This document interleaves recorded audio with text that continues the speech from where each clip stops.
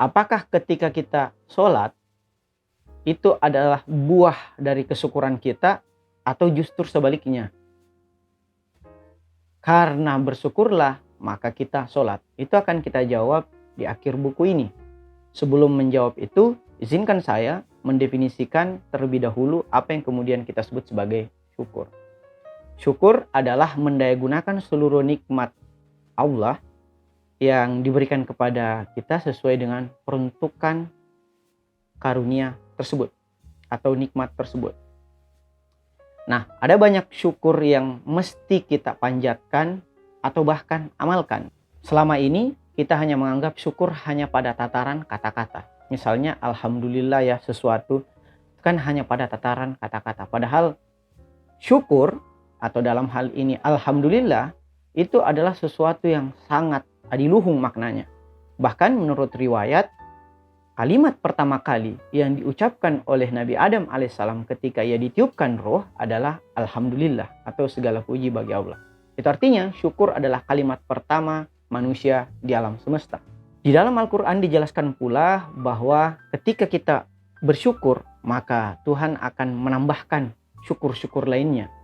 Bahkan kata Ustaz Miftah Rahmat, kemampuan kita bersyukur atau wujud syukur kita itu lebih mulia daripada objek yang kita syukuri. Misalnya kita dapat bersyukur telah sholat, hal itu lebih mulia daripada sholat itu sendiri. Bukan berarti sholat tidak mulia, tetapi karena kita telah selesai sholat dan bersyukur dapat selesai sholat, syukur tersebut lebih mulia daripada sholat yang kita lakukan. Tapi apakah kita dapat bersyukur dapat sholat sementara kita belum sholat? Kan tidak mungkin. Nah, syukur pada diri misalnya kita dapat renungi mulai dari penciptaan kita. Mengapa kita diciptakan di dunia ini? Mulai dari alam ruh, alam rahim, dari seluruh sperma misalnya, jutaan sperma. Mengapa Tuhan meloloskan sperma yang kemudian berwujud seperti kita?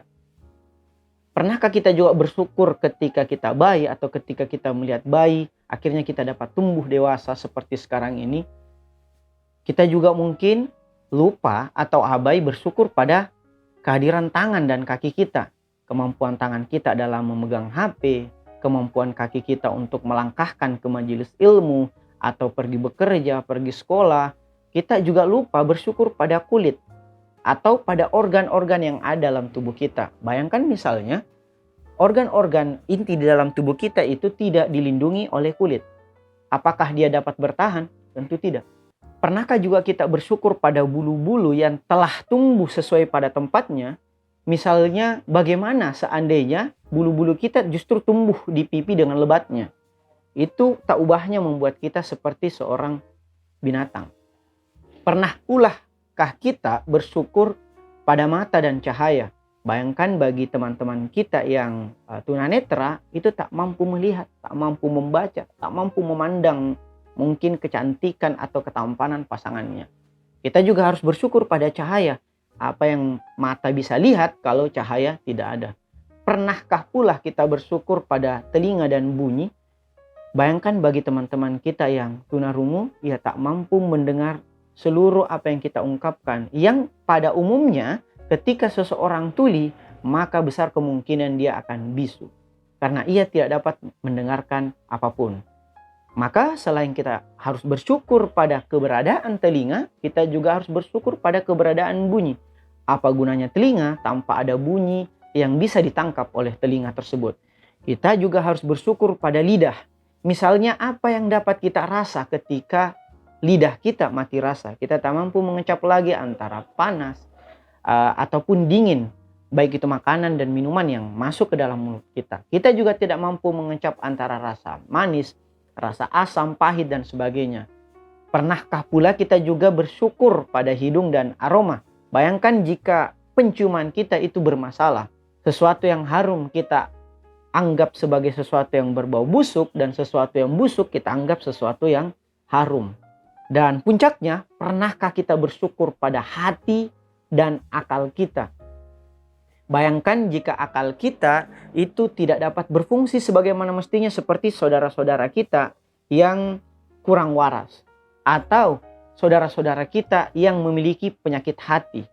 Bersyukur terhadap keberadaan akal bukan berarti hanya sekedar mengucapkan alhamdulillah saya pintar atau saya berakal. Tetapi kembali kepada definisi syukur, yaitu mendayagunakan seluruh nikmat yang telah Tuhan berikan kepada akal kita. Apakah akal kita hanya kita gunakan untuk bermain-main, atau akal kita digunakan untuk akal-akalan, atau semoga akal kita digunakan untuk mencari hikmah atau ilmu yang benar. Bahkan kita juga harus bersyukur pada adanya lupa. Bayangkan jika kita tidak pernah lupa, maka kita akan menjadi seorang pribadi yang pendendam, baik itu kepada teman-teman kita di masa lalu, teman kecil kita, ataupun pada kejadian-kejadian yang sebenarnya harus kita lupakan karena itu merupakan aib.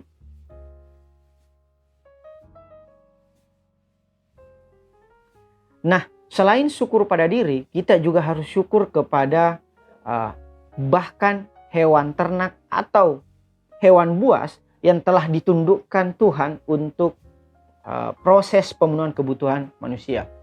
Bayangkan bagaimana jika hewan tidak takut pada manusia, maka tentunya ia akan menyerang manusia dan kita manusia tidak akan mampu memanfaatkan hewan tersebut.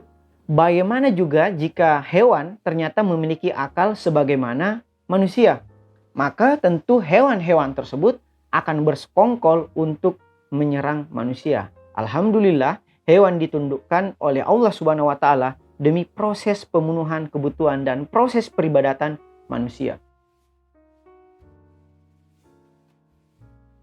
Nah, selain kepada diri sendiri, kepada hewan, kita juga senantiasa harus merenungi syukur-syukur yang ada di dalam tumbuhan dan alam.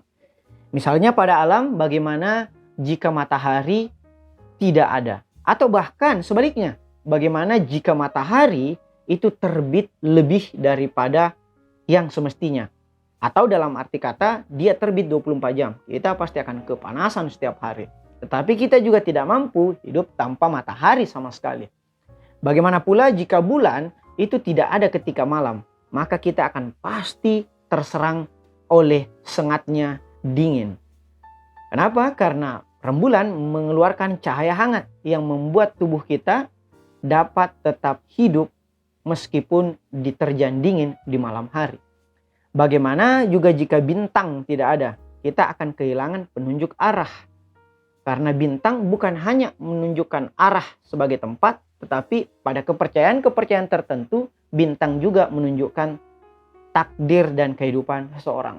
Bagaimana pula misalnya jika air tidak ada, maka kita akan kehausan dan kita akan tidak mampu mandi setiap hari. Bagaimana jika tanah tidak ada, maka tidak akan bisa kita berpijak di muka bumi. Bayangkan misalnya seluruh muka bumi ini adalah hamparan padang pasir atau hamparan tanah liat yang becek. Kita tidak akan mungkin dapat membangun peradaban atau sesederhana rumah di atasnya. Bagaimana pula jika udara tidak ada, maka kita tidak akan dapat hidup karena kita tidak mungkin bernapas tanpa adanya udara.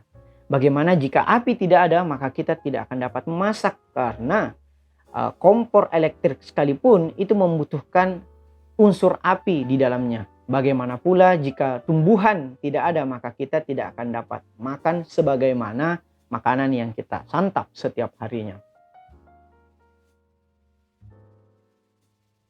Bahkan yang terakhir, sudahkah kita syukur terhadap alam raya? Mengapa mesti ada bencana, mengapa mesti ada azab, dan mengapa mesti ada anugerah?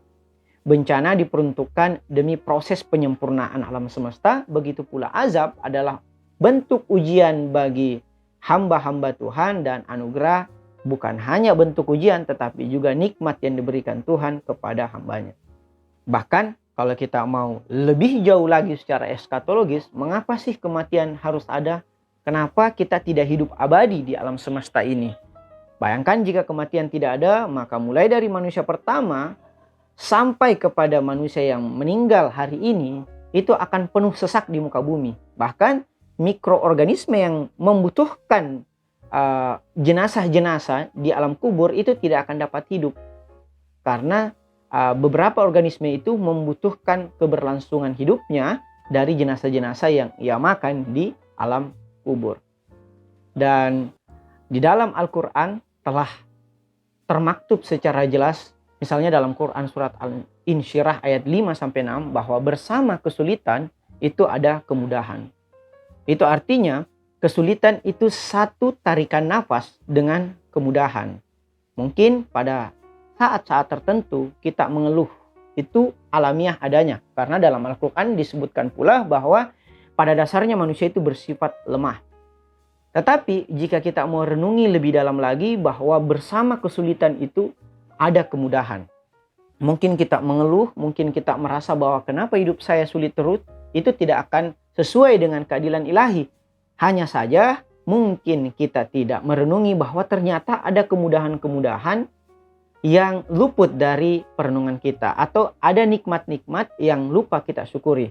Bahkan menurut para ulama, nikmat yang tidak disyukuri itu lebih berat daripada dosa yang tidak terampuni. Betapa banyak nikmat-nikmat yang tidak kita syukuri atau tidak kita daya gunakan sesuai dengan peruntukannya. Sehingga dalam Quran surat Ar-Rahman ayat 13, berkali-kali Tuhan mengingatkan kita bahwa maka nikmat Tuhan yang manakah yang kita dustakan. Bahwa ternyata setiap hari kita mendustakan atau kita bohong terhadap Tuhan bahwa kita tidak diberikan kenikmatan atau kemudahan. Sehingga sebagai penutup, izinkan saya menyusun 8 makam kemanusiaan berdasarkan kemampuannya dalam bersyukur dan bersabar atas musibah dan nikmat yang diberikan Tuhan kepadanya. Karena musibah dan nikmat ini adalah kemudahan dan kesulitan yang datang silih berganti, sehingga kita membutuhkan perangkat syukur dan sabar sebagai penolong kita. Makam tertinggi dari manusia adalah mereka yang bersyukur atas musibah. Jika musibah datang kepada dia, alih-alih mengeluh atau bahkan bersabar, ia jauh lebih mulia daripada yaitu dia bersyukur. Dia mendayagunakan seluruh karunia Tuhan. Dalam hal ini musibah pun dia anggap sebagai karunia atau nikmat. Itulah orang-orang yang ikhlas, itulah orang-orang yang tidak dapat digoda oleh iblis, karena iblis berjanji bahwa akan menyesatkan seluruh umat manusia kecuali hamba-hamba yang mukhlas atau ikhlas. Tingkatan yang kedua atau sederajat di bawah tingkatan orang-orang yang ikhlas adalah orang-orang yang sabar atas nikmat. Mereka lah orang-orang yang berilmu. Dia bukan hanya sabar ketika dapat musibah, tapi bahkan ketika dia dapat nikmat, dia menganggap itu sebagai ujian. Maka dia harus bersabar atas nikmat tersebut. Misalnya ketika dia mendapat gaji, apakah dia bersabar atas gaji tersebut untuk menahan diri mengeluarkan gaji itu sesuai dengan peruntukannya, atau tiba-tiba dia langsung isi chip dan kemudian main judi online. Nah, orang-orang yang sabar atas nikmat disebut pula sebagai orang-orang yang berilmu atau orang-orang yang sabar atau orang-orang yang sadar. Yang ketiga atau makam ketiga adalah sabar atas musibah. Inilah orang-orang yang rida, yang apakah itu musibah datang kepadanya atau anugerah, posisi mentalnya sama saja, yaitu rida. Yang keempat atau makam yang keempat adalah syukur atas nikmat. Atau dia mendayagunakan seluruh karunia Tuhan atau nikmat Tuhan sesuai dengan tempatnya. Inilah orang-orang yang adil. Makanya orang-orang yang syukur atas nikmat ini disebut pula sebagai orang-orang yang menempatkan sesuatu pada tempatnya. Makam yang kelima adalah kufur atas musibah. Jika 4 makam pertama adalah 4 makam orang-orang yang mulia, 4 makam yang kedua ini atau yang 5-8 adalah makam orang-orang yang hina. Yang kelima adalah kufur atas musibah atau mereka yang senantiasa mengeluh. Ketika diberikan musibah atau kesulitan, dia mengeluh. Padahal secara keadilan ilahi tidak mungkin kita diberikan terus kemudahan atau kenikmatan. Maka pasti kita akan mendapatkan kesulitan atau musibah. Jangan sampai kita adalah orang-orang yang mengeluh ketika mendapat musibah, karena orang yang mengeluh ketika mendapat musibah adalah orang-orang yang kufur atas musibah. Makam yang keenam adalah tidak sabar atas nikmat. Mereka adalah orang-orang yang bodoh. Ketika diberikan nikmat, dia tidak sabar. Misalnya mengambil contoh yang tadi, ketika dia gajian, uangnya itu dia tidak sabar, tidak menahan diri, langsung dia habiskan dalam satu keranjang yang sama. Apakah itu judi online, dia langsung belanja di keranjang Shopee-nya banyak sekali yang kemudian dia transfer untuk lakukan transaksi. Itulah orang-orang yang tidak sabar atas nikmat atau orang-orang yang fasik, orang-orang yang bodoh.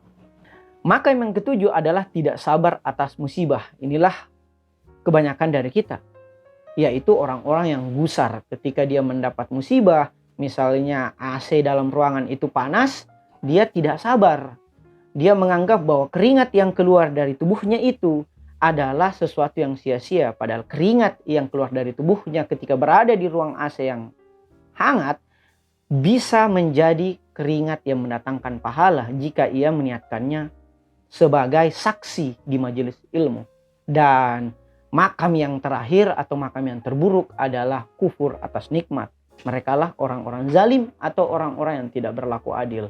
Sehingga tepatlah kata Ustadz Miftah dalam ceramahnya dalam Misikat TV bahwa kufur atas nikmat itu lebih berat atau lebih buruk dibandingkan dosa yang tidak diampuni.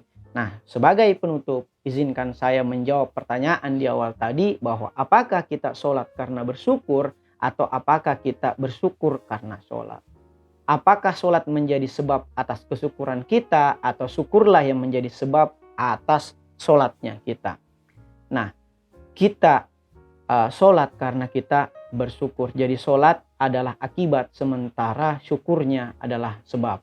Bahwa bukan kita merasa hebat karena telah selesai sholat, tetapi karena nikmat yang Tuhan berikan kepada kita, maka kita sholat. Baik itu sholat sebagai ibadah ritual maupun sholat sebagai ibadah sosial. Dalam hal ini, sholat yang dimaksud adalah terhubung, karena sholat secara etimologi berasal dari kata syilat atau seperti silaturahmi, yaitu selalu terhubung kepada Tuhan atau selalu khusyuk kepada Tuhan. Selamat menjadi orang-orang yang senantiasa menjadikan sholat, sabar, dan syukur sebagai penolongnya. Assalamualaikum warahmatullahi wabarakatuh.